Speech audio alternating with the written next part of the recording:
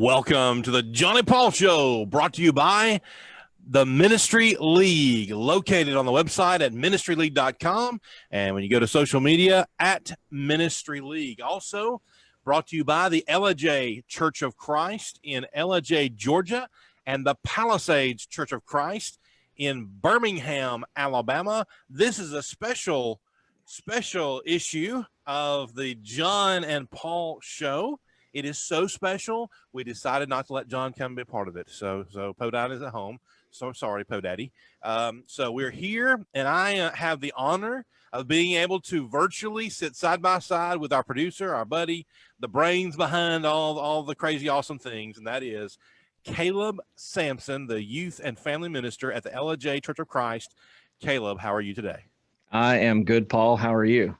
Man, I am wired up. I am fired up. I am ready to go. This kicks off the live, it's almost live because we're live here, live virtual AIM conference. I'm so excited. I mean, this is the beginning of, this is usually the fulcrum, the pinnacle, the time, the summertime that really tells you this is how we go. And so I am excited about it. You probably can't tell, but I'm excited to have you here with me. What is new? What is happening with you in your world? You're on live. You have the voice. You go here. What's new with you? What's going on with you in your world? Boy, it's been busy. Just got back from the Little Mountain Ministry Camp and got very little sleep, but had a great time with about 50 other folks and trying to strengthen our ministry and to help with young men that are thinking about ministry or various aspects of ministry. And just a great spiritually encouraging week long. Slept on a camp mattress, which is never the most enjoyable part of camp, but it was a great week. Came back and was able to be back in time to worship here on Sunday and had a great service. And so we're back to having Sunday morning classes and Wednesday night classes in person. And hopefully that holds out and nobody from our immediate group gets sick and we have to close back down. But there's nothing like being in person with the brethren. That is for sure. That is for sure. There's no doubt about that. Look forward to that time myself. And it's different everywhere. It's different everywhere. California is closing down. And so it's, I heard of a few of the larger public schools in the state of California that are actually going all virtual, which is sad to hear, but hopefully it'll ramp down soon and we can get back to life. And I really think with school happening right here in Alabama, we have public schools that are giving us the August 12th date. They have the plan to happen. And I think if we can get schools going, I think that will help to show normalcy in life. And it's just one of those things, and I realize safety first, we get that, but it is what it is. And you got to minister where you're at, and here we go. Right. Yep. So exactly. So John, speaking of ministering where you're at, I need to explain this so I don't get in trouble because I don't want Pat to catch me. That makes him, he's older than me, but he's not, but anyway. So he is another one of our sponsors is the Last Leaders Program. Very thankful for that partnership we have with them, Exposure and Ministry League and Exposure Youth Camp. And so he is working there diligently with the staff there in the national office in Montgomery, and so not available to be with us today.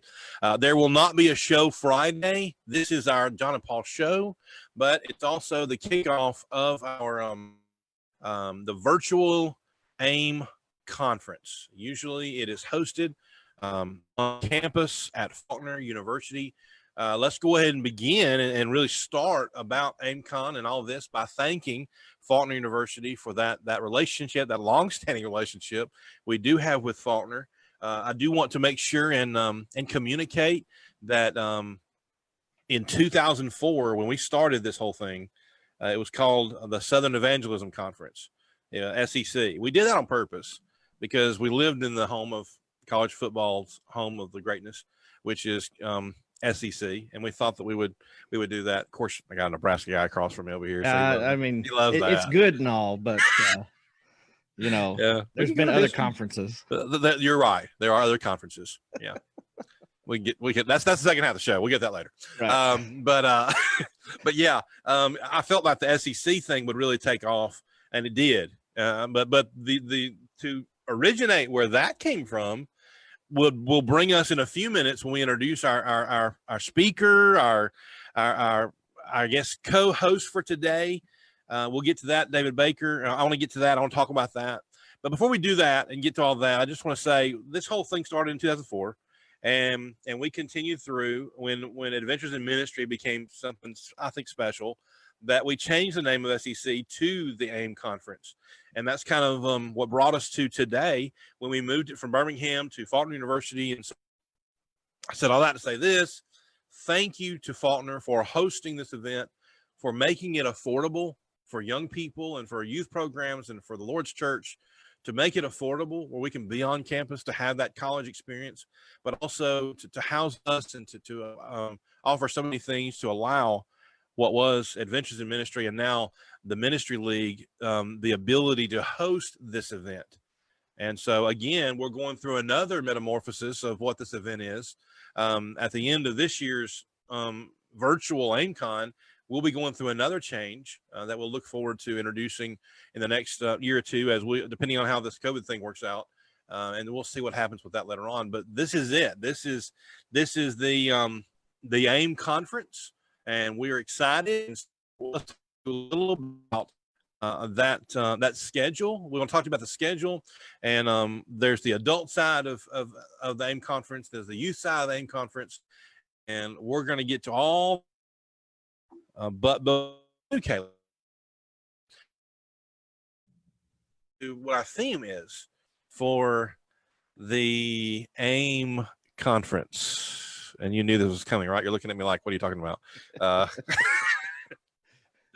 What are you talking about, Paul? Okay, so we have a video that introduces the theme for the AIM conference 2020, and it is the deep end, which is a deeper study of Scripture and having a deeper relationship with each other, with our Lord, and His church. And so that's kind of what we get from this video that we'll see in here in a minute. Okay, give me just a minute. Got to say more stuff here. So if you have not attended, usually the third weekend of July, which is this coming weekend, is the time where we're on campus. We house everyone in the dorm rooms there. You get the college experience for a weekend, and a lot of different interactions. Faulkner puts on a block party on the Saturday night of the event, and then we have classes and keynote speakers and interaction where we can learn more about our relationship with Jesus. And this year, it's actually about a deeper relationship with Him, in talking about the deep end of that relationship. So many people stay kind of on the surface of things. We just want to dig a little deeper. You've heard of that phrase. You've heard the phrase of digging deeper. And so I think we're about to be mesmerized by this video that Connor put together for us.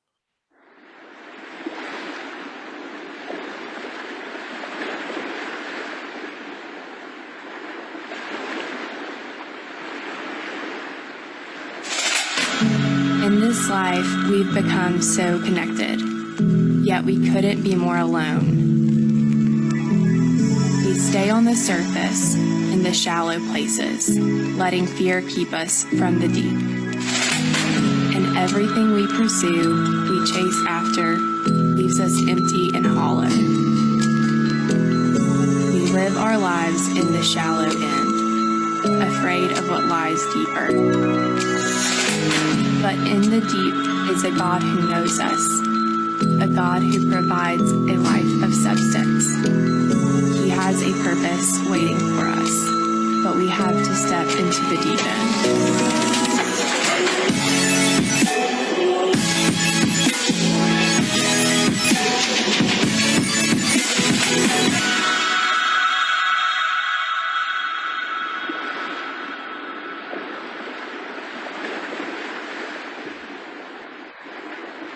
All right. Thank you so much. So we want to share with you what the schedule is and how things are going to work for the AIM conference as we are dealing with it virtually. normally when you come on campus, we would have probably 8 to 16 different option classes to be a part of on campus there at Faulkner. We'll be in the Bible building and go to classes, and then go to the gym for our main sessions, as far as keynote sessions go. And so that is how that works for that. But this year it's virtually. So what you're going to find most of your stuff on the website for this at Ministry League. We'll probably put the link on the AIMCON website, which is aimcon.org. And so there is that, as Caleb tries to center himself. You are not centered on my computer, by the way. You look to the right. But anyway, so here we go. We're trying to get things straight and how this goes. So basically, we have the student side and the adult side. And what will happen, usually we would go to the business building, we go to one of the tiered rooms. It had about 150 seats, most of them full of youth ministers and youth workers, lay members. You got moms and dads, you got elders and deacons, preachers. We'll fill that room up, and we will have speakers in there to talk about ministry. We've had Jerry Elder and Lonnie Jones, Scott Bailey, and Wes Ayers shared some things last year with us about relationships and relational ministry, and we've always put on what I always thought was a really good program, and so I really do think we continue that this year. So let me go ahead and tell you ahead of time that this will continue on Friday night. We will have a premiere right here on Facebook Live at 7 o'clock. Chad Landman will be speaking. One of our keynote speakers for this Friday at 7 o'clock Central Standard Time, 7 o'clock Central Standard Time. And then Saturday night, Andrew Itson will be speaking. And Sunday night, not morning. If we were together on campus, we would end with worship on Sunday morning. But since you're either in church where you are at home now or watching online, probably won't have that time for that morning service. So we moved it to that night to hopefully have a cool watch party row to talk about a deeper relationship and deeper understanding of scriptures. So right. Now, before I get anything to this, I don't have time here. No, I think, in the world that we live in today, and with the coronavirus and all the other craziness things going on, it's not the same as being in person, but it's certainly good to be able to have resources like this available for the Lord's church. So we're glad to be able to make this happen in some form. So the Rono, they just don't. Let's just get rid of that Rono. Let's live our life. So while classes are going on for the kids, the adults join us in that room. I believe it's room 101 in the business building there on campus at Faulkner. And this is where I would introduce our speaker. And I'm gonna want to bring him in. I want to introduce him to y'all. David Baker is a good friend of mine. I would say we've known each other for the better part of 20 years, 25 years. I would not be where I am without this man. We would not have AIMCON without this man. Not quite sure about exposure without this man. As far as his influence and his help and assistance with the events that we do, and just his heart for ministry, his heart for people. If you are a youth minister and you've not heard of this man, you've been living under a rock the past 30 years. So lift that rock up, and here we go. Enter David Baker. David, how are you today? I'm doing great, brother. How are you, Paul? It's good to see you and Caleb today. Man, we're great. We are great. Po Daddy is here in spirit, but sure he'll watch it later. But we've been really excited about having you in and being able to be part of your library right there. You're sitting in the library, so always helps out a person when they got a bunch of books. Absolutely. So how are things where you are? Tell us where you are, what you're doing. We know you're in Savannah, Grace Point and everything, but give everybody sort of the full spectrum of what's going on right now. Well, I'm in Savannah, and we're with a church plant called Grace Point Church of Christ, and just working with a lot of people that are unchurched. Is really like a focal point of our ministry, reaching new segments of the community that maybe were unreached. So we're working a lot with young people, with young adults. doing a lot of counseling, a lot of marriage work with people, and also doing a lot in recovery ministries. We host AA in our meeting 4 nights a week. We work with 2 of the treatment centers here in our community on a weekly basis. We're in these places doing Bible studies and just working with people and families. And then just the opportunity to bring in youth ministry interns. We have 2 that are working with us this summer, and just that chance to mentor and work with and feel the energy of so many young adults is such a blessing to us. We're going through the whole COVID thing like everyone else is, trying to navigate through it and figure out ministry. And we've had to adjust, and we've had to learn some things that we didn't know. I've had to learn a lot of things, but it's been hard and it's been good. It's like anything else, you know, it's what you decide to do with it. So some days, you know, you feel like you're not sure exactly what to do. And then you get yourself together and you pray about it and you feel like God shows you a new direction. And so anyway, we're just learning to do ministry in ways that perhaps we had never conceived of before. Well, we're glad you're here with us. I wish we could be together in the state capital of the great state of Alabama to have Me this. too. That's my home state, brother. I know. Trying to bring you back, but let's start, if we can, go back to the beginning. And I realize usually these shows would be about an hour. We have no clock, so it's on you. It's up to you. Sure. This is our time, and so I like to start at the beginning.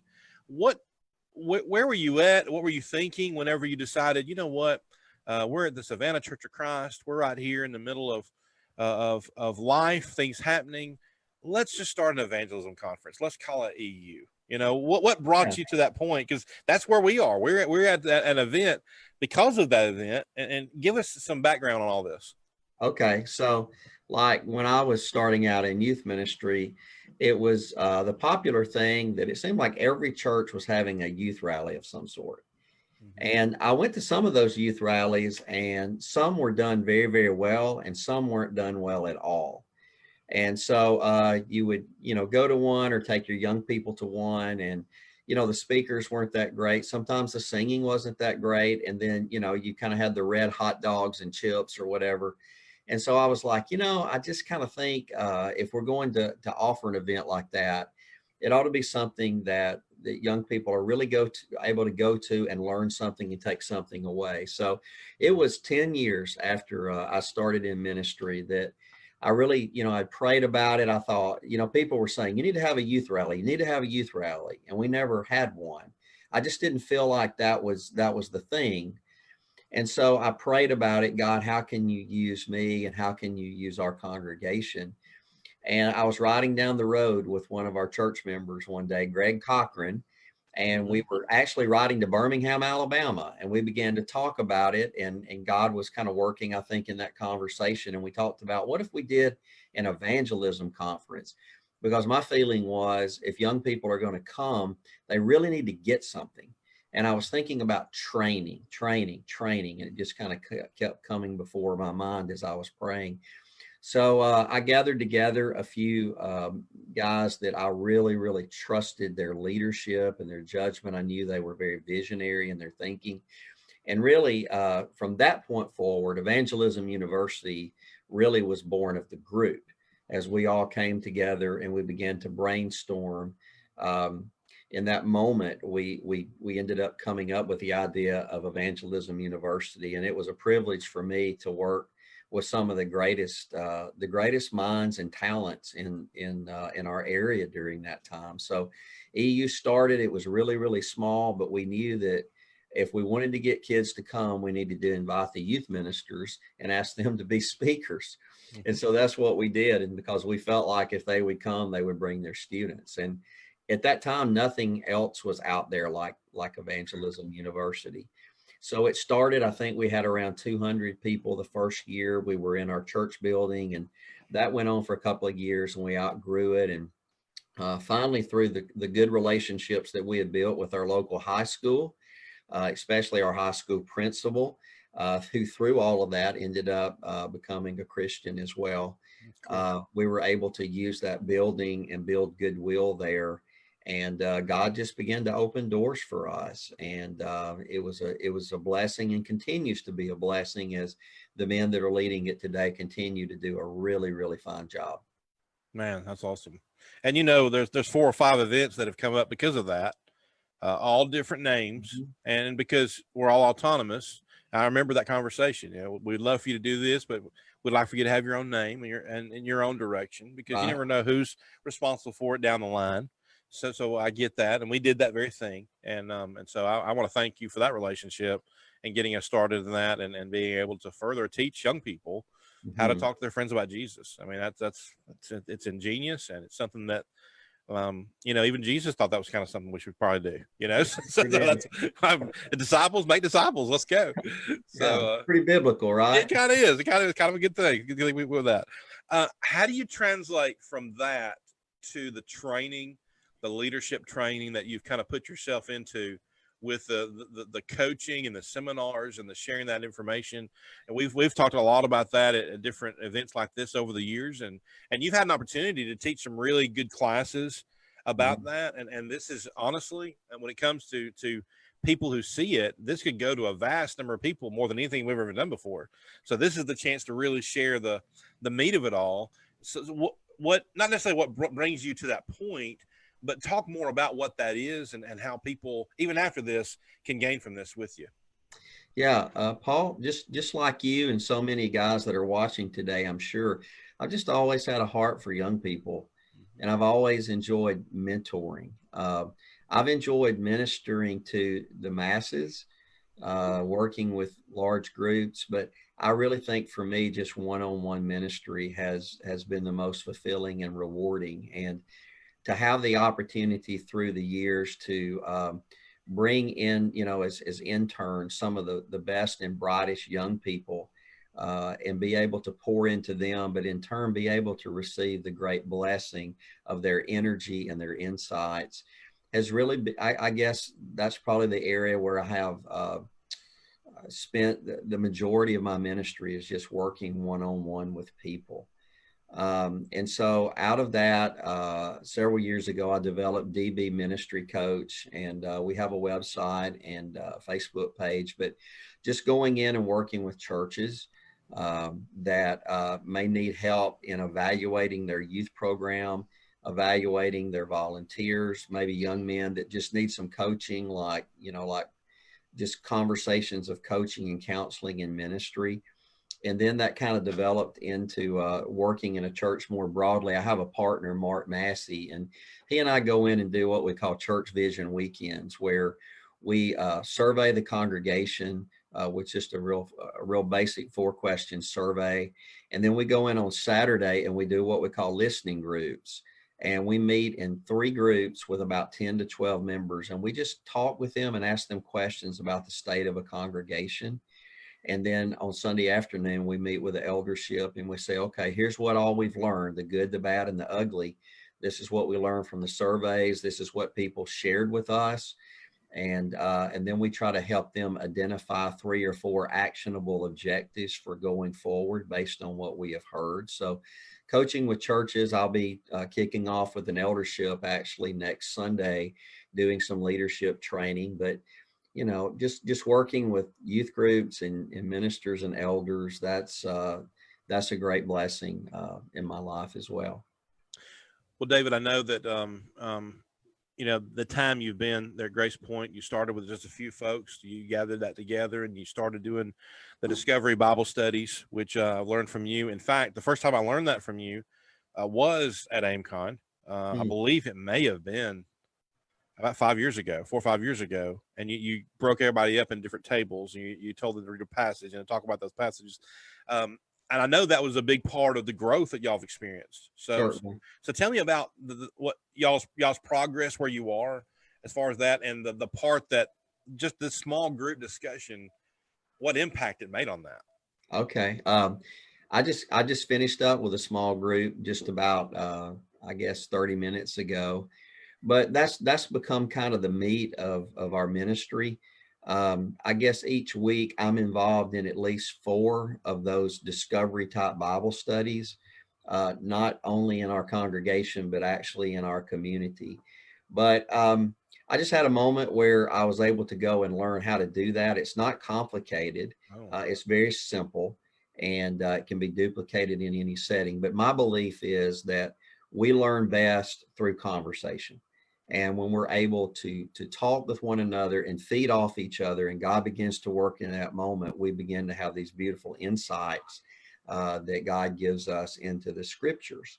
And it just fires up our hearts when we're able to discuss and discern the word of God together. I always learn more, I feel like, in Discovery Bible Studies than I'm able to share.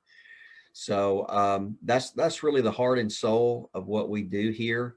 And we try to take that out into the community. We go out into various arenas, especially into our treatment centers, and we just do Discovery Bible Study. And brother, it works. It just works. that's so neat. So you and I had a conversation 2 weeks ago, but also just a few days, kind of where we are right now, dealing with COVID. We're making fun of it at this point. I mean, it's like it's been here so long. It's like, when will you leave us alone? We got it. We get the message. We talked about ministering where you're at, and we have and I spoke with you about some guys I've talked to. We talk to youth ministers every day, you know that, and these guys and preachers and congregations, these folks, we're down. They're down, and they fear losing people to the online worship, and they fear how do we bring them back when they've been sitting in the den for months, you know, and people, they're worried. So I guess as we kind of kick this off, and David, feel free to interject anything you want with this. Don't feel like I've got to just ask you questions. You respond. This is us talking here, and everybody's going to learn from it. So, but I do want to start it out by saying, because of what's going on with this COVID, and also with, you know, all the things, the mistreatment of people not respecting each other, lack of kindness in our world, you know, the light not shining as it should. You know, what advice do you have? What words of encouragement do you think that we can offer to people in different situations, to elderships for their congregations, to a preacher on Sunday, to a youth minister with his kids? You know, I'm speaking for the people right now, you know, that they all, and you know this, that they all have these questions, and it comes from different areas. Where do we start on this? Well, I think first of all, I mean, you just said it, Paul. First of all, is the recognition that this is a hard time, and a lot of us feel discouraged. Right. I have certainly felt that at times. I'm sure you have, Paul. Yeah. I talk to guys that are feeling the same thing. I mean, our whole world has just, you know, been upended, and the way that we've done ministry and our expectations for what ministry ought to look like, a lot of that has been shattered in this moment. So I just remember, you know, when we first had to shut down, you know, I was getting online, I was reading all the articles, you know, your church needs to be ready for this. These are 15 things a church needs. Remember all those articles that were there? And I would read that, and I'd be like, man, we're not doing any of that stuff. Like we've got a lot of work to do. And then, you know, if you're a smaller congregation, you're like, do I have the resources? Do I know the people that can actually help us get there? You're like, because I don't know. I don't know what to do. So anyway, to admit that we're discouraged, I think that's step one. And I think step two is to say, God, without you, I cannot do this. I can't do this in my own strength. And perhaps for a long time, that's what I was doing. Ministry can get comfortable. We can get in our rituals and routines, and, you know, it just kind of flows. And then all of a sudden God comes and upends us. So yeah, I think it depends on how we decide to look at it. First of all, are we going to be discouraged or defeated by it? Or are we going to say, God, what opportunities are you giving us now? I think for the church and the way we operate, really to come into this world in which we live, there were some changes that we needed to make if we were going to be able to reach a broader audience. What do you think about that, Paul? Well, I got kids coming to class that I didn't have in class before. You know, people whose grandparents can't make it on Wednesdays. You know, living in Birmingham, we got folks in 40 different neighborhoods across Metro Jefferson County Birmingham. And so I'm reaching kids now I couldn't reach before. So as much as I see, and I'm upset that I'm not with our church, and sometimes I'm not with them, and I wish we could be, but we're also talking about safety. But I tell you what, I really think, the fact that we are reaching other people. I was talking to Philip Hines, my father-in-law, the other day. He's got 600 people watching them do a Bible study on Wednesday night. Wow. Who's doing 600 people on Wednesday night? That's true. He even said, David, he said, you know what, Paul, I'm going to continue to do this. When we get all back together, why should I stop doing this? This is an opportunity to share. And so I think I realize that we can get down about it. I get that. But I also see this internet evangelism thing. You may not remember this. It had to have been 15, 20 years ago. You asked me to come and speak at Freed Hardeman at the Youth and Family Summit up there on internet evangelism. Yeah. And there was about 12 or 13 people in the room. And I was really impressed they wanted to be in that class, because I'm sure it was about the topic, not the speaker. But we talked about that and we laughed about that. But today we're all dealing with internet evangelism. And it's a tool that is powerful, and we're reaching people one time we're not. And so I definitely think this whole pandemic thing is garbage, and I hate it. But I also think we're given an opportunity to reach people at the first time. Before all this, we couldn't have. Yeah. And so that's the benefit to it. So. Well, yeah, absolutely. I think a light bulb moment for us came when we realized, after we began to do, our online presentations more, that Grace Point is bigger than 269 Wayne Road. Yeah.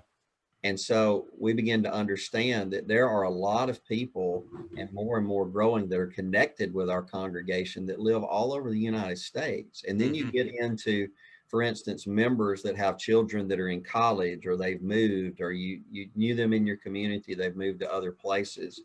Right. So we've been thinking about, what is our responsibility to minister, not only to those that are just physically present with us, but those that are connected online with us as well. How do we minister to them and pray for them and so forth? But I don't know, Paul, I've always kind of thought that life, sometimes we think that there's a stretch of good road, then a stretch of bad, then a stretch of good. And a lot of guys have been like, man, I'll be glad when this COVID's over so we can get back to normal.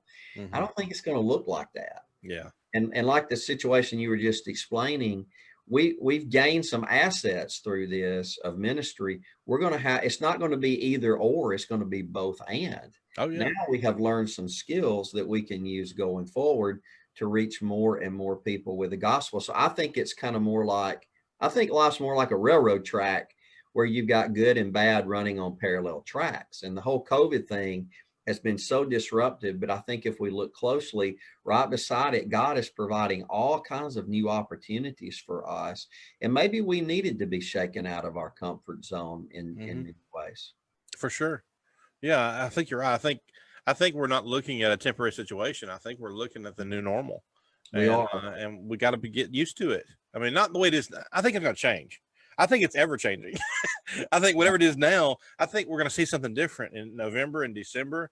I really hope it's not bad in December. I got something going on that month. Amen So, for that. so I hope that's okay then. But yeah, I think we need to adjust to what we're doing so that we can do it properly and try to figure it out. I mentioned, I may have mentioned in that video I put on Facebook last week, it's a book. We're writing a new book on how to do this stuff.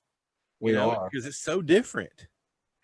Yeah, it certainly is. I mean, we've had to become learners, and really, I don't think in a lot of ways we were really with where the world is in terms of communication, and I think this is something that we needed, honestly, to get with where people are today and how people are communicating. But we've got to be learners in this environment. We've got to be creators.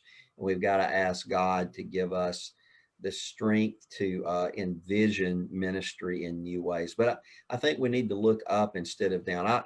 I was thinking, you and I talked about this last week, but it's so easy to get discouraged. And I understand that so many people are discouraged. I fight it myself. Some days I do better than others. And yet I always go back to that story of Moses, when Moses is like, I can't speak to Pharaoh. I don't know what to do. And Moses is so focused on what he doesn't have and what he can't do. God says, what is that in thy hand? Right. It's a staff, throw it down, it becomes a snake. And it took me back to, working with interns through the years. You know how, Paul, when you have this great senior class and they all graduate, and then you get through the summer and they're kind of halfway there because they're focused on school and work, but they're not like going on all the trips and stuff anymore. And then you get to the fall and school starts back. And then it's like you're just missing this big hole in your youth program. And maybe there were a lot of leaders in that group. And you go through the whole fall and you're just kind of stunned a little bit because your group looks different. And I just think about the conversations I've had with guys in youth ministry to really bring up that Moses scenario and say, what is that in your hand? God has not called us to minister to what we don't have. God's called us to minister to who we do have. Right. And for me, the answer to discouragement in this for me, and like you said, you see people that aren't here. Are they going to come back? Are they going to go somewhere else? Are they going to do something different or whatever? What is that in your hand? And pouring into individuals, I think, is more important now than it's ever been. Who are those young people that specifically that even though you maybe can't meet in a large group, who are those individuals that you can start pouring yourself into? That's what I'm doing right now. And I'm not just doing it with teenagers.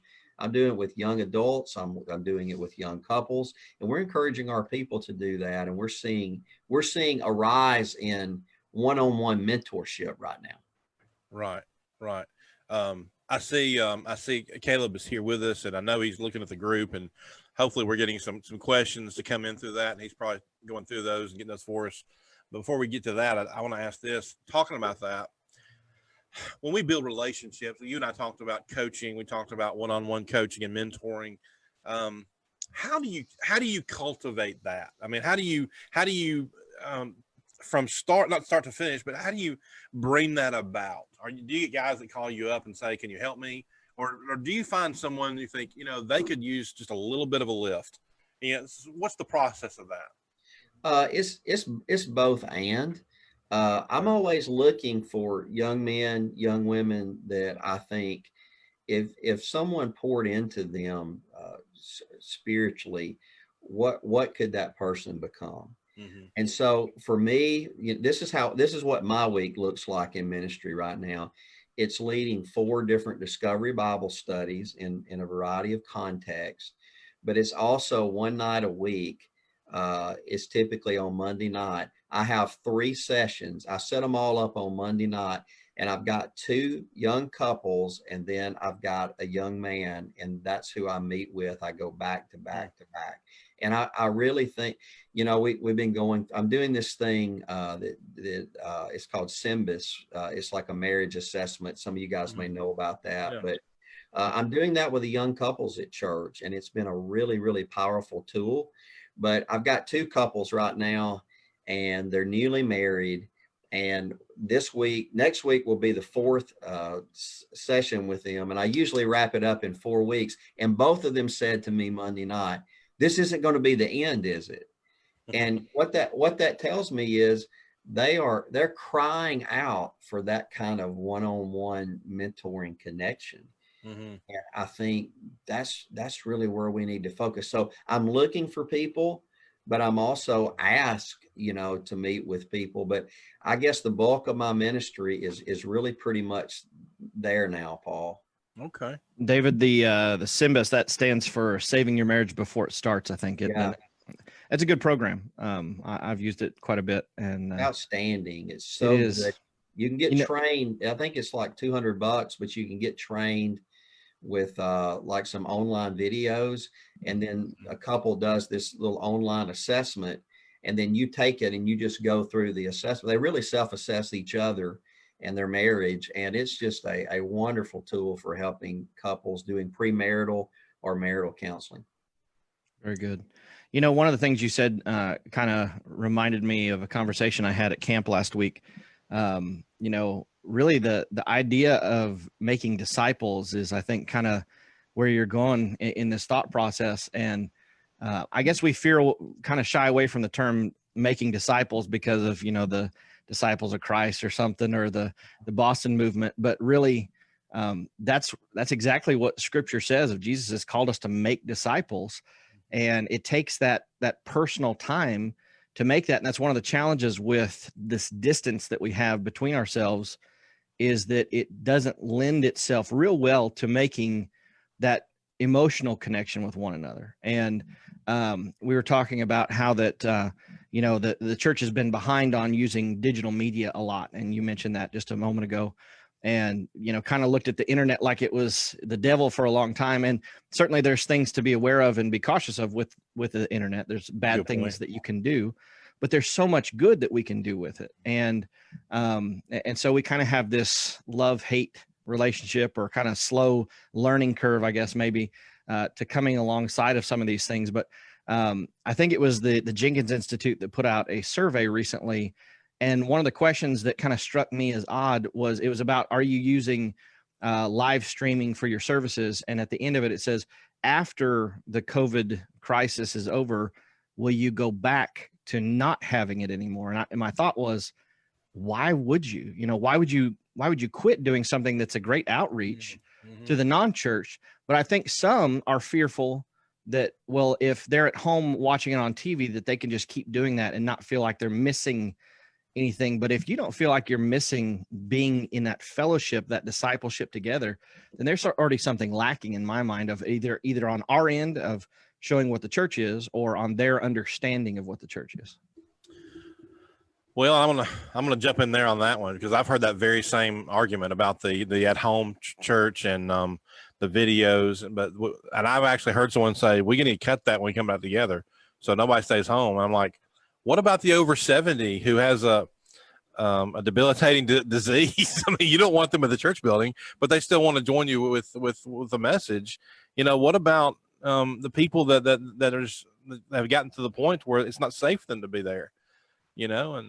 What about those that are traveling that would like to, maybe they're not in a position. I don't know why you wouldn't be in this situation. Who travels and you can't find church? But if you travel somewhere and you got to have it. So I kind of see both sides, and I'd love to turn it off to say, we'll see you Sunday. But at the same time, it's like, man, I mean, it's out here. And I tell you, and I've talked for me, mostly it's teenage boys, but I've talked to a lot of boys and men who struggle with pornography, and with just being faithful in their lives, with their spouses, with their families. There is so much evil. There is so much wrong. There is so much Satan work that we can find through the internet.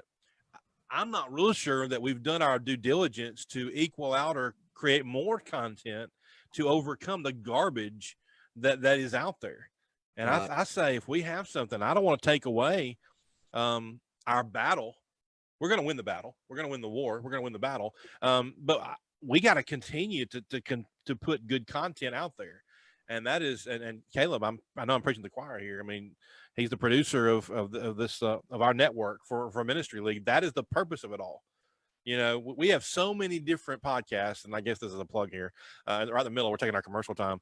But we have so many podcasts that actually are talking about how to enrich marriages, how to dig deeper in Scripture, how to relate to young people in youth ministry and other things, and know how to put together a VBS. Thank you, Tyler Brassfield. Happy birthday, by the way. Way to go, Ty. Just one of those things, we have so many opportunities. I think we need to throw it out there and just let it rain, because there's folks who need something, and I'd love to intercept any of the evil that's out there and say, here's something good. We're going to combat that. Exactly. I think that's a great point. If I stop offering a social media presence, an internet presence for our ministry, there's a whole lot of people that we've connected with through it that we're just gonna leave behind, and I'm not willing to do that. A person's heart's got to be open to the Lord and open to worship. if a person's heart is not open to it, I can't open it for them by saying, well, I'm going to shut this down so that you'll do this.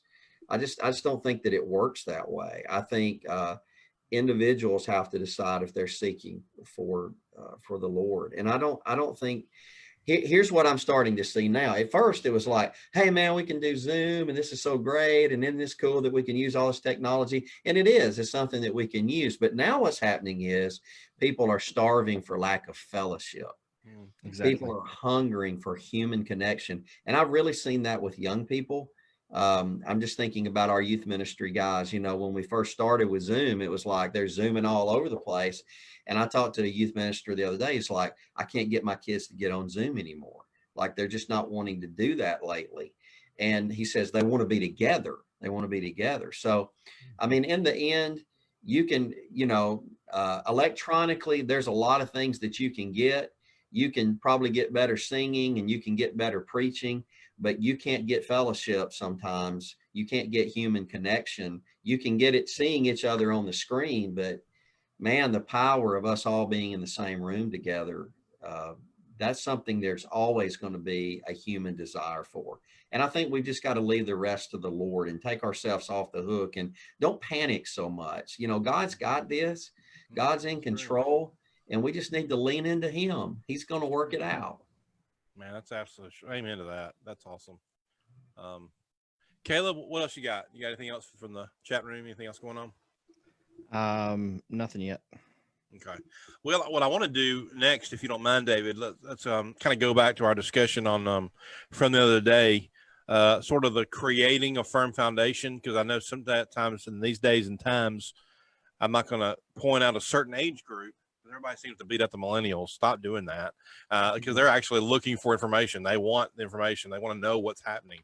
But there are some folks that are going through their life that, and I can't remember if this was you and I had this conversation. Maybe it was you and I had this conversation, that you talk with some people and they don't understand the story of Jonah and the great fish. They don't understand the story of Daniel in the lion's den, and they don't understand who Methuselah is, and was he an old guy? I don't know. Was he really, 969? I mean, what's happening there? It's like they don't understand the stories of the Old Testament, and a lot of us we were brought up on those lessons. We were brought up on those stories, and they're not fairy tales. This is a true factual book called the Bible. And what can we do to instill that firm foundation that people can truly walk on? Because it seems like, especially in our world today, pre-COVID, it seems like mankind was creating a box church to bring people in that wasn't truly based on scripture. But for some reason, entertainment is taken over. And I'm like, but that's not going to happen, because, Jesus specifically told Peter in Matthew 16:18, the church is invincible. The gates of hell will not prevail against it. We're going to win. The victory is going to be the Lord's. So that makes you feel good, right? But what can we do today to instill and to bring folks back to church? I think for us, how can we take church out to people? We've been trying to get into some environments where we're actually going out to where people are hungry, finding people that are hungry for the Word of God, and teaching them the scriptures in that way. There are people everywhere that are hungry. And when you find that, then you find people's hearts that are open. They're open to study. I lead a Bible study once a week on Wednesday mornings at one of our businesses in town. I'll be out at one of our treatment centers later I'll be out there tomorrow at 1 o'clock. But just trying to think more in terms of, instead of bringing everybody in here, how can we take it out to where people are? But I think people that are going to respond to the word are people that are going to be hungry and they're going to see the need for it. And sadly, in our world today, we're just so distracted. We've got so many things to do. There's so many things vying for our time. There are so many options, and so many people just don't see the need for the Word of God. But if you can find people that really see the need, that are really hungry. And I think about, wasn't that the ministry of Jesus? Jesus was out with the hurting. He was out with the poor. He was out with the impoverished. He was out with those that were getting a lack of justice. And I think as we envision ministry, where are the places in our community where we need to go with the gospel? There's just a lot of people in our cities and towns that are not going to walk into our church buildings. Right. They're just not going to fit. Their story is so different. So how can we go where people are? And I think to really start to pray about that and say, God, through prayer, can you show me the places where the light of Jesus is needed, and help me to move into those arenas, because they're there. The fields are ripe unto harvest. They are ripe. They are ready. I think sometimes we've just gotten so comfortable with doing church that we've forgotten the fact that God has called us to go out into the world. I think about Matthew chapter 9. Jesus went through all the towns, villages, and synagogues, healing the sick and teaching the gospel and healing every disease and sickness. Right. The key is Jesus went. And youth ministers are good at this, okay?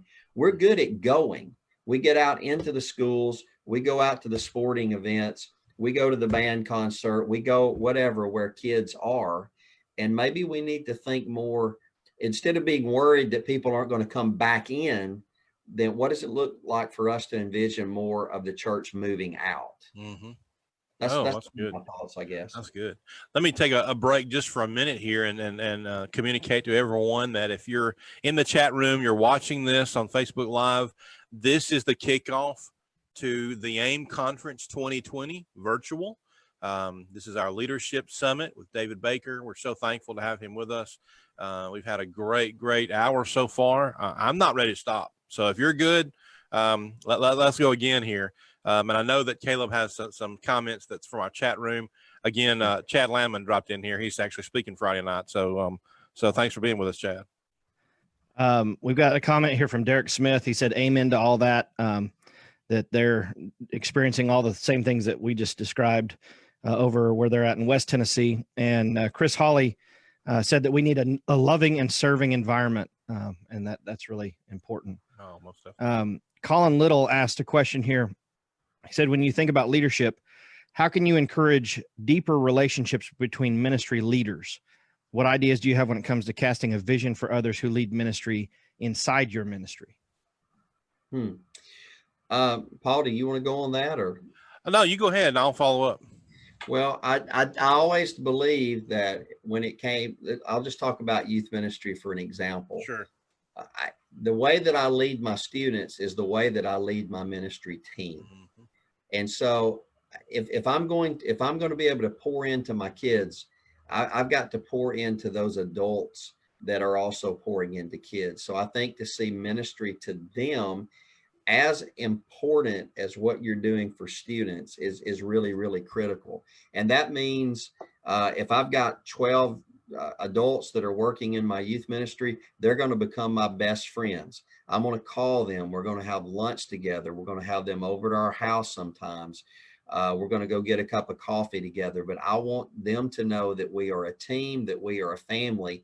And I think as your ministry team goes, so goes your youth ministry. Mm-hmm. What do you think? Yeah, well, I was going to say that very thing. But, we had a triangle, I think, in school, and it talked about the upbringing of young people. And in the triangle, the way it was set was you had parents here, church here, and youth minister down here. And the big thing is youth ministers and youth ministry is not a substitute for parenthood. And I think that's part of an issue here is when you're talking about your team, you're actually, in some cases, talking about parents. Because if I have kids going on a trip, I'm going to take someone else's parents on that trip. I probably won't take their parents because they'll get me later and say, why are my parents? Why am I in the room with my parents? So I mix that up. And I think they appreciate them more. And those parents still get an opportunity to go on a trip and be with the kids from afar, but still minister to young people and be a part of that. But I think that we need to understand youth ministry, youth ministers, you are not to lead and raise these children. You are to encourage them. You are to educate them. But we're talking about receiving this information from home first and then church. And we are we're an arm of the congregation. We're an arm of the church, and the elders have hired us to enrich and to help and to assist. So I'm really the assistant youth minister. You know, mom and dad, they're the youth minister. They're the ones that do that, and we are to help that. And I use that philosophy with teams. You know, I want them to understand that we're in this together. You're the parents, but let's do this together. And when one person dominates and domineers over a situation, that can turn into an unhealthy situation.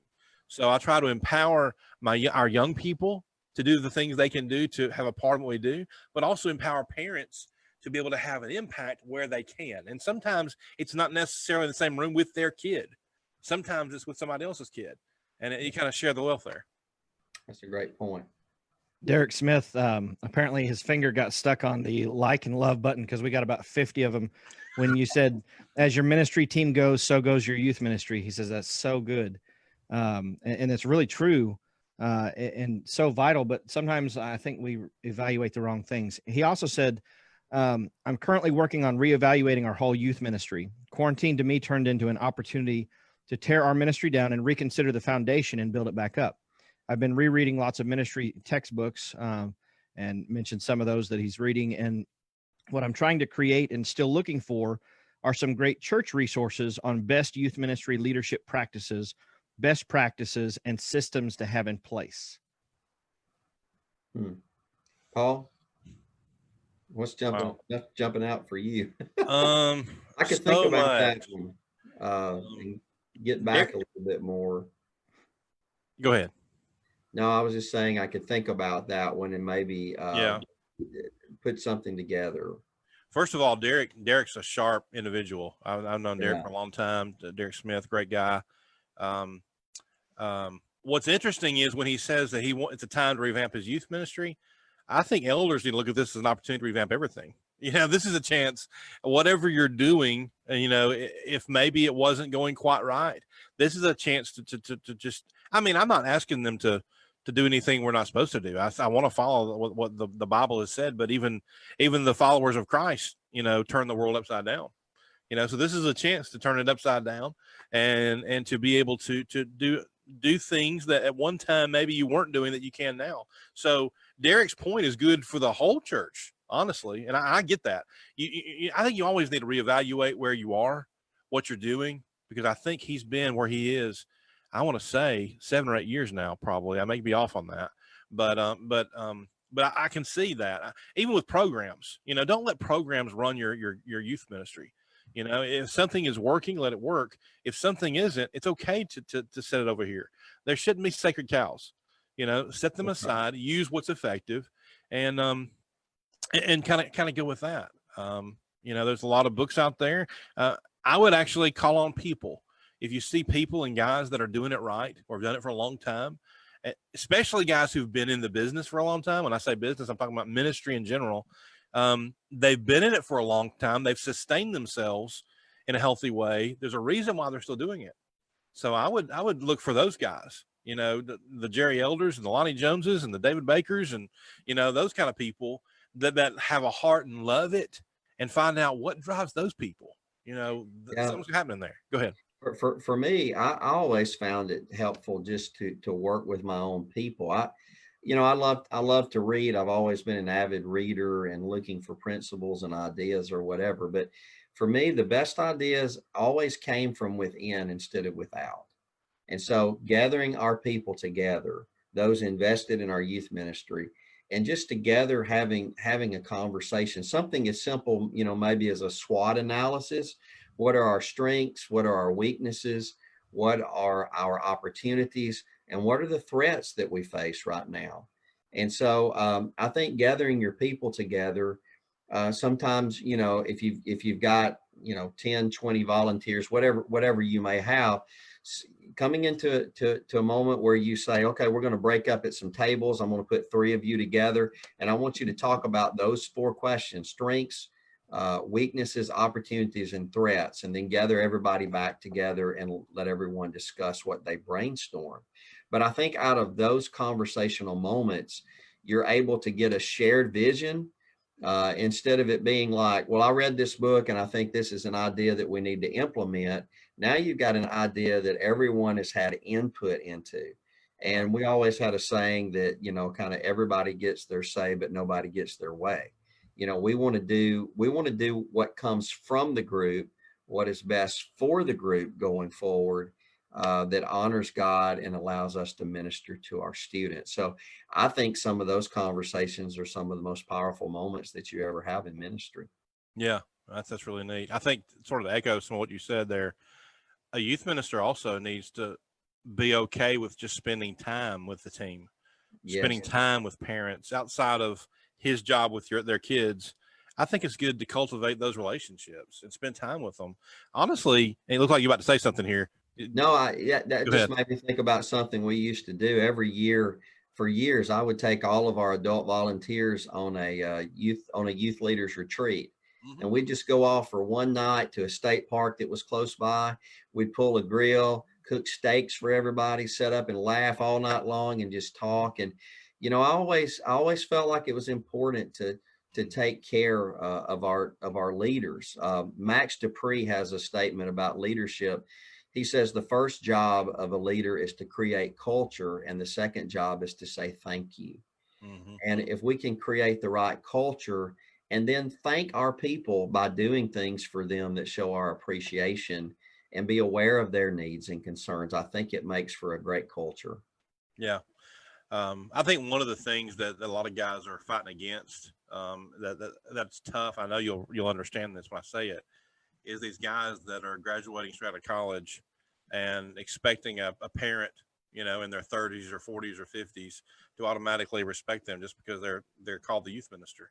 The fact is, in some cases, they have no experience or less than 5 years experience. And I'm not saying you gotta be an old guy to be a youth minister. What I'm saying is that's why it's so important for them to see you as a real person. That time you spend together and let them know who you are. To coin the phrase, I heard this a little while ago, to dig a little bit deeper, you know, and to jump into the deep end of that relationship. And that's what all this is about.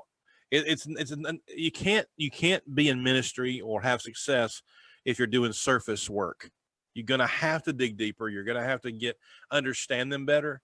And sometimes you find yourself almost counseling parents, you know, that they're going to ask you because there are things about their kid that you're going to find out they might not have a clue about, you know, and that's the whole thing about that part of the relationship. You know, we can get into the counseling side of that with kids. Just building friendships. Right. If the only time you see your parents or your adult volunteers is you know at church services, there's probably something left unattended to for you. You've got to help folks to become your friends, and ministry flows through the power of the relationship. So just enjoy life with people. Absolutely. Wow. Chris Hawley put it in here in the comments. He said, the best youth ministry program is seeing mom and dad loving the church. And well said. That's great. That is good. Derek Smith said, number one, we need to create culture. And number two, say thank you. Very good. I think he was quoting David on that one. Yeah. What David's quote was good. Yeah, Max Dupree is the one that said that. But I don't know, just to help you in your discouragement, I think we get discouraged when we don't have a plan. So I would encourage you, if you can't meet with everybody, you can't get everybody together, you're worried about your kids, just decide I'm going to make time to be in the life of this one person. And try to do that. And so try to build forward instead of grieve about everything. Perhaps Stephen Covey has this thing where he talks about the circle of our circle of control and our circle of concern. And I've really picked up on this, like working in recovery ministry with folks that are recovering from addiction. And you know, you'll hear things like, when I tried to control my world, it was a disaster. And so here I am in this treatment facility, and the only thing that I can control is me. The only thing I can control is me getting better right now. I can't control what's going on out there. I don't know what's happening with my kids, even though I'm worried about it. But when I tried to control my kids, I made a mess of it. So what I've got to do is pull it in and understand God wants me to become a man or a woman of God. And that's something that I can control. And so I would say, guys, right now, work on your relationship with God, grow deeper with him, use this season, and then say, okay, if I can't meet with everybody, who is somebody that I can start pouring into, and get you a plan and start doing that. And I think you'll start finding joy, and then leave all the rest to God. You can't control it anyway. You can't control coronavirus and what the fallout's going to be. So turn it over to him and just take that off and say, God, I trust that you can handle that. Man, that's awesome. I mean, it's the cards that are dealt. You know, you use what you got, and you can't, like you said, you can't do anything about what you don't. So I love that. The last thing here, David, that we were going to talk about, and we may have touched on a little bit, and this is definitely something that I think not just youth ministers need. This isn't just for youth ministers; it's for everybody. But is the relearning the Bible, just the putting the Bible in a way in which this is what we're teaching our kids. And I think if I've learned one thing through my ministry, it is worship is so vital and so important. And the time you spend building relationships are so important. But it's that 45 minutes of time you have Sunday morning and Wednesday night for Bible study is probably by far as building relationships, but also sharing the Bible is going to make or break any ministry. Because if you go in class with nothing prepared, if you go into class with no Bible, I mean, would you just do me a favor and just quit and walk away? I mean, if you're not going to teach the Bible, please go away. Okay. Because that's what we're there for. That's what it is all about. And when we stop using the context of what God has given to us on paper, then what good am I? You know? So I guess I want to say that to roll in the whole relearning the Bible thing to help educate our congregations and the people we come in contact with. Yeah, I agree with that. One of the things, a resource that was given to me some time ago, it is a grouping of Bible stories or Bible passages based upon people's felt needs. And so I'd love to make this resource available to you. It's so helpful. But basically, what I've learned is that there are certain passages of scripture that work in particular context. So if I'm going into the jail, for instance, there's passages that are going to speak to people in that moment. If I'm working with teenagers, there's passages that's going to speak to a particular moment. But I've kind of worked with that and, put together passages that are going to work. And I think if you can take some of those and you can kind of learn the Discovery Bible Study method, then I think you've really got a winner there for maybe looking at some stories and passages in scripture. This morning, I taught from 2 Kings chapter 2 about Elisha who turned the spring coming out of Jericho from bitter water into sweet water. And then, the story of Elisha and the bears, those are kind of back to back. But I just met with a group this morning, and through the conversation, I think we got down to the real heart of those stories. But one of the joys right now of teaching the scriptures to people, we can't assume anymore that people just know the stories that, Caleb, Paul, that we grew up with. Right. I was talking to some guys the other day about the Damascus Road conversion of Paul. They're like, yeah, how many of you guys actually know about Paul and the Damascus Road? I think like out of 12 guys, like one person raised his hand. And so we've got to assume today people don't know the word and they don't know the stories. But here's the great side of it. The great side of it is you get to be the one that teaches those stories for the first time. Man. And then you start to see the lights come on it. So I really think we're in an environment today where we're really doing evangelism, perhaps like we've never done it before. Mm-hmm. All the old assumptions are kind of out the window. Right. Well, let's, if you don't mind, I'm going to turn our attention and kind of change the channel a little bit. Something you and I really haven't talked about. We're not ready for this, but I want to throw it out here and just see where you are, because there's still a few of these still out there to wait and see how they go. But we're right in the midst, in the beginning of a virtual conference, the AIM conference. Where are you at as far as the virtual events and, with knowing there's still a few events, this is where we at. This is the 14th of July. There's still a bunch of events left in the year. I guess I want your opinion on how these are being handled, and how should we handle an event, a bigger event going into the future? Yeah. I think we're just going to have to continue to be creative. But like you said earlier, Paul, we can't quit. Right. Can't stop. Even if we Yeah. can't meet together, we've got to continue to envision new ways of ministry. And I've seen some groups that are doing a pretty good job with that. I watched some videos that Horizons at Freed Hardeman had put out this week. Mhm. I've seen some of the stuff that Mid-South Youth Camp is doing. And I think we're just going to have to continue to say, God, how can you help us to create and envision ministry in new ways? Hopefully it's not going to be like this forever. I mean, we're going to have a chance to get back together at some point, but we just have to continue to create, Paul. Mm-hmm.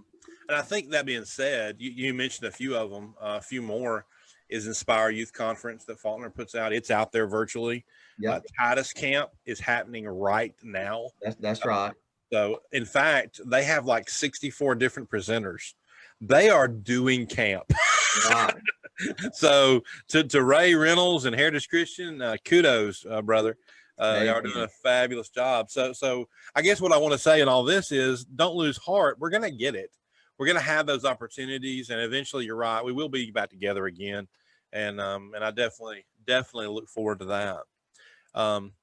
Well, David, is there anything else sort of on the table that we didn't cover that you feel like we need to, or a message you want to share with our listening audience, which it's built pretty well today? Yeah, I just would say, guys, don't let discouragement overwhelm you. Get a plan, Mm-hmm. pour into people, say, okay, if all of these things are out of my control, what has God placed in my hand? Not only that I can use, but that God can take that and turn it into a ministry. And so look up, don't look down. Understand that God is on his throne, and God will bless you in your ministry, and just continue to trust him. I think that's the message that I would want to give you today. And thank you all, guys. Thank you for what you do. I think one of our interns was saying to me this week, he was saying, all the people that come through church and all the people that you have to minister to, and then when problems come along, and then they call the preacher and they call the youth minister or whatever, he said, I don't think I've ever really understood the importance of just pastoral ministry, where you as a minister are involved in people's lives. And because you guys are involved in their lives, you're involved in their future and the whole direction of their life. So understand the importance of the ministry to which God has called you, and just continue to trust in him. God is doing great things right now. Man, that's awesome. Thank you so much for being with us today, David. You have blessed my life, and all those who are watching. They're saying that very thing, that I'm going to quote, I believe Derek Smith said, I needed this conversation today. And Derek, I think I'm with you. We all did.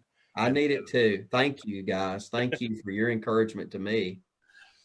Yeah, so thankful. One thing too, just to add to a little bit of that, is we talked about it last week, was the Good Samaritan.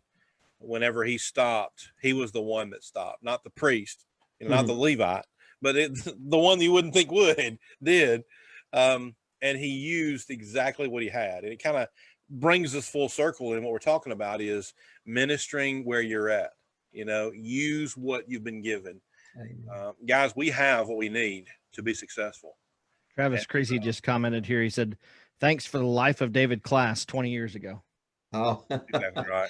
Those are some rich times. Travis, hey, brother, it's really good to hear from you. Travis Creasy was the first to get in, and the first to just get there at the very end. Love Travis. Man, guys, thank y'all for being here, being part of this. And David, Lord, thank you for the friendship, and just the work you do, and the encouragement you are to me in my life, and to many, many other folks in the Lord's church. It just means a lot to us. Oh, you're such a great friend. I always say you're a stand-up guy, man. You're always the same, and you love so many people. And Caleb, it's really great to be with you today. You guys have a great ministry here, and you just keep on feeding us, brother, and encouraging us. Thank you so much. Appreciate it. Well, Caleb, Well, Paul. What you got, man? I mean, Well, Paul. there it is. There it is. Yeah. Po Daddy usually gives me the well, Paul. It's time to go. At the end of the John and Paul show, we'll sort of do a little sports talk here. And do we need to do that? This technically is a virtual AIM conference, so I'd hate to mess with things. There's not really any sports to talk about. There's no sports to talk about. All we get is yesterday, all the ADs for the SEC, the Southeastern Conference, the football conference. They had a meeting in Birmingham yesterday to decide whether conference only or if there's a one-off game, and so they're still trying to figure it all out. Did they have you come in and give them your opinion? I was waiting on a phone call. I never got the phone call. I don't even understand. I have an opinion. I don't know. I'm ready for things to happen like they're supposed to happen. I'm ready to get back in every possible way. I am too. I just don't know how it can happen. I unless things change quickly. Yeah. I just don't see how it can. But what I'm hearing is no fans, and they're going to pipe in crowd noise, which doesn't make any sense to me at all. I think they're making people laugh.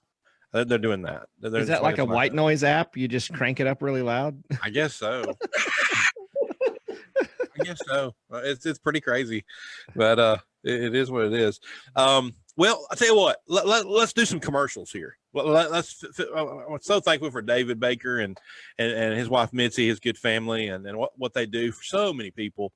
Thankful for that. This is the AIM conference, and we have just concluded the leadership summit. Hopefully, everybody got some good stuff out of that. I definitely did, and so Chris Hawley says, "Go Dogs." He's a Bulldog fan. You live around a few of those. Yeah, now. I live around a few of those. You get some of that red and black, that woof woof. Their colors are good. Speaking of dogs, so my mom got a new dog today. Oh yeah. Yeah, this is totally off subject. What'd she get? It's a Cavalier King Charles, and it's awesome. I've got pictures. I'll post them. I know everybody wants to know what it looks like. I've never heard of that breed ever. I'm telling you, I found it. It's a blonde and a white and a blonde. It's a beautiful. It's in the sort of it's like a terrier kind of So this is your fault. This is my fault. Yeah. Okay. This is my fault. And it usually is a pretty expensive breed. It's a full-blooded, registered type deal. This dog's not registered, no paperwork, so we didn't have to pay the full price, but they can be crazy expensive. But this was not. But it's still just as cute, and luckily very cheap. So that worked out real well too. It was good. Yep, A beautiful dog. I'll post them. I don't know why I said that, but she's a new dog today. Okay, so for some commercials here, we got Ministry League. Caleb is the walking billboard with the T-shirt. I did not follow the rule on what's supposed to happen today. I did not wear my shirt, and I apologize. But for Ministry League, I'm going to put you on the spot here. Tell us how many podcasts we actually have right now, because I know we got like 10 more on the docket of maybe coming in, and we got a lot going on. I think we have 12 right now, and 12 more coming on. Wow. So, and of course we got which Travis. again it just shows you how much digital content there is out there and how much it's needed. That's true. Because That's people are absolutely tuning true. into this stuff. So It is, and it's blowing up, and I'm so happy for it. And aside from all that, Ben and Travis, they're working overtime. I'm just going to they say, are. I mean, They everybody's doing a great job with what they do. Lori Boyd and the ladies ministry that she's doing, and Kristen, I saw one of her shows the other day. You got, of course, we got the Stronger Marriages out there, and man, so thankful for everybody who's doing all the stuff. But Ben and Travis, they not only do a podcast, they not only do ministry, but they decided to make us run every day of our life for the rest of our lives. And so 30 days wasn't enough. Let's go 50. And so I know folks are following that on that Batify challenge. And if you have any questions, locate them on Facebook, Ben and Travis, the Batify, or send me an email and I'll share with you my woes. And I'm sore and can't move, but it's okay. Yeah. It's all good. You notice that I don't post my results in there. I've seen that. That. But I know you're working on it. Hey, seriously, you know what I heard once in basketball? It's the guy, not the guy that shoots the ball. It's the one who imagines he shoots it. Could that work quite the same way? I mean, seriously, if you think about standing at the free throw line and just pretending like you're shooting it, And the person that's actually shooting it, when they went together in a competition, the one with the imagination of it did better than the other one because he could see it. He closed his eyes. He could see it happening. So here's what I'm going to do. Here's what I'm going to do. I'm going to close my eyes and I'm going to see a pandemic go away. Go away. Go away. Go away. We ain't got no time for you. I mean, I'll just vaccine it up. Let's go. You're not going to do the Copeland and start spewing out about COVID-19 and cursing it? No, Caleb, I will not be cursing it. Blow into the camera, blow away COVID-19. Absolutely no idea what you're talking about right now. There's a music video on YouTube of Kenneth Copeland prophesying that he bans COVID-19 and he's blowing into the camera saying, "I blow it away." He did an exorcism on a virus. That sounds pretty great. much, yeah. Okay, that was a couple months ago. It hasn't been very successful yet. So maybe if you do it, then we need a new song. I'm not. No. I mean, we can come up with something. Hey, I'm running it off and burping it off every day. Trying to. Yep. It's a mess. Oh, Frodo did it already. It's in the chat room, so it's done. Okay. He's got it blew covered. Away COVID-19. We're good. I could see him doing that. Oh no, Travis said more to come. Don't go more than 50. 50 is 50's knocking me out. If we do like a 10-day thing, I will destroy a 10-day challenge. Brother David, are you in the 50-day challenge? No, man. It sounds like I need to get in it with you guys, though. The 30-day challenge was 30 days of run or walk a mile, 30 days, 30 sit-ups, 30 push-ups, and each day.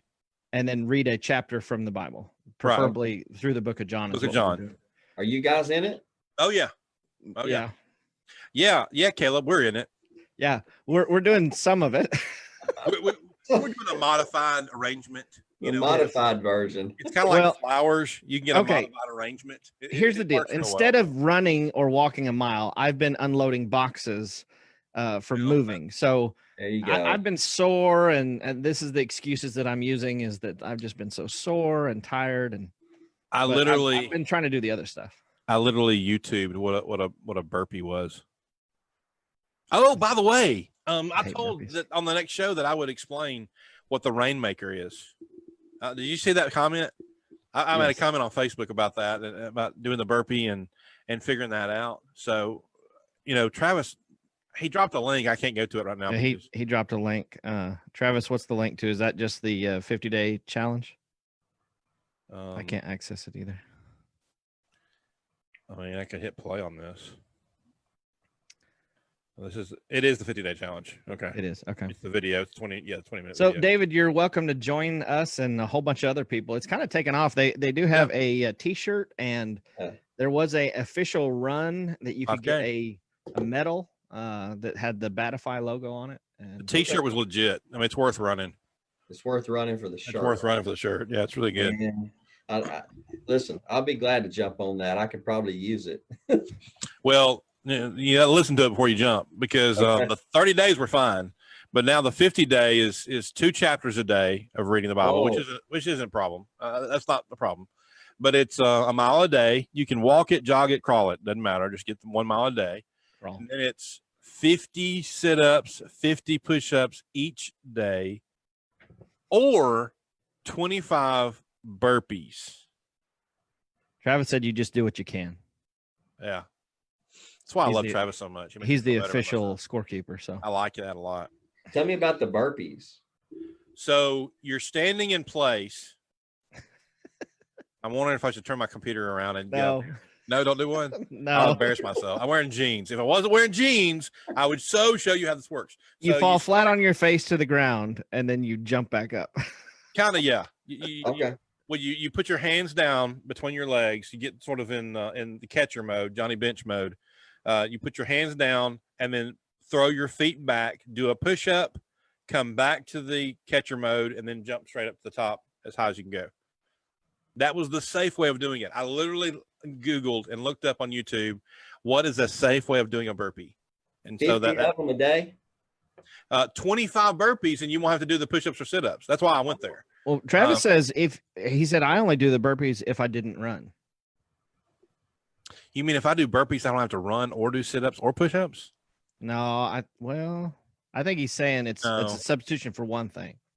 Oh, like sit-ups or push-ups? I thought it was a substitute for the sit-ups and push-ups. I think he's doing the sit-ups, the push-ups, and then if he doesn't run a mile, then he does the burpees. Yeah. I bet he makes those players do the burpees.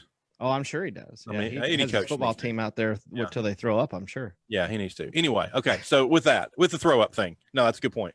The Rainmaker, when I was in the Navy, we did burpees, but they made us put on every article of clothing that we owned. So we had 3 shirts. It was the dungaree, pants and the shirts. We had 3 pairs of pants.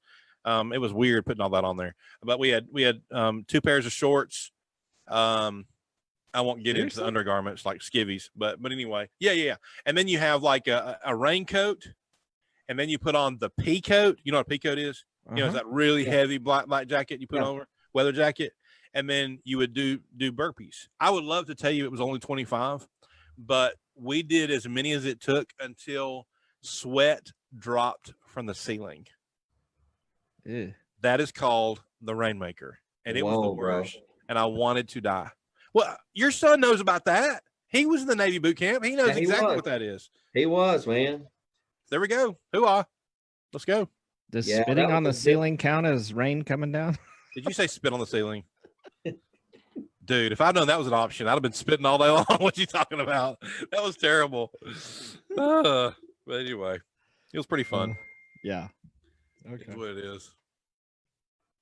Somebody just sent me a message. They're probably saying, shut this down. This is fun. Poor Poe Daddy. He missed the fun, the best. I almost said funnest. Great English, Paul. Funnest. But seriously, as we continue with the AIM conference, it will continue this weekend.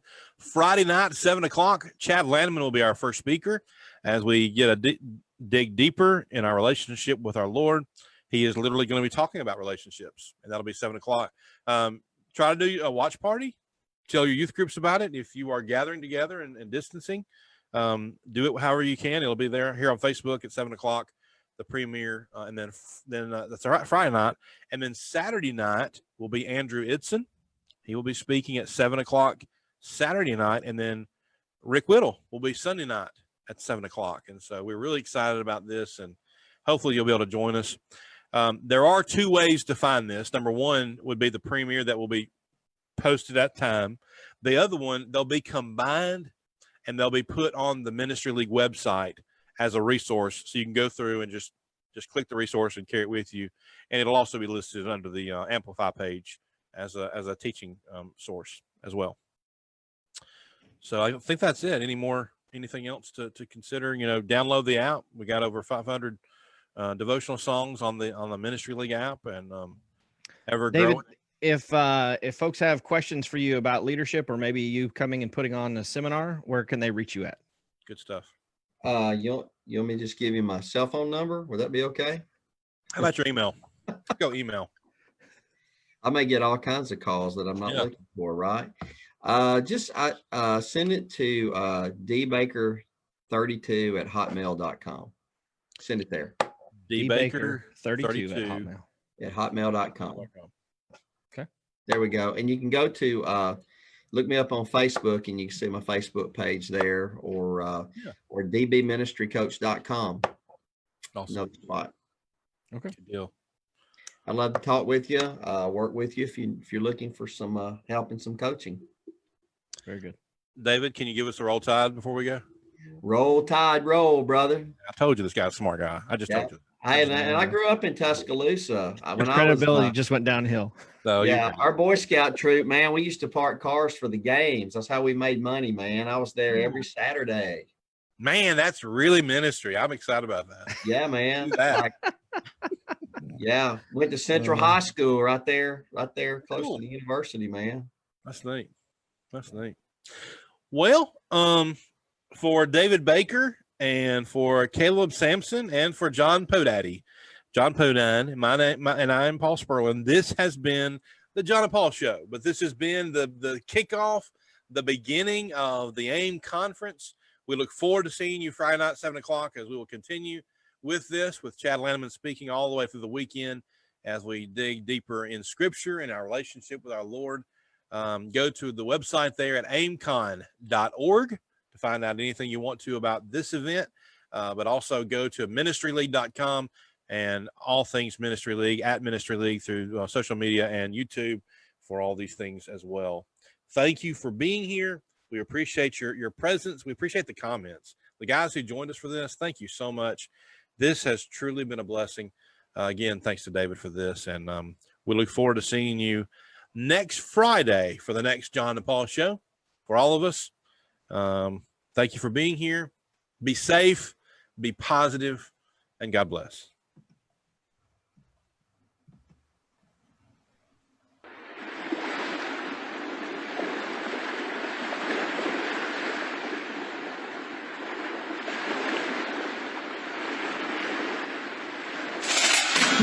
In this life, we've become so connected, yet we couldn't be more alone.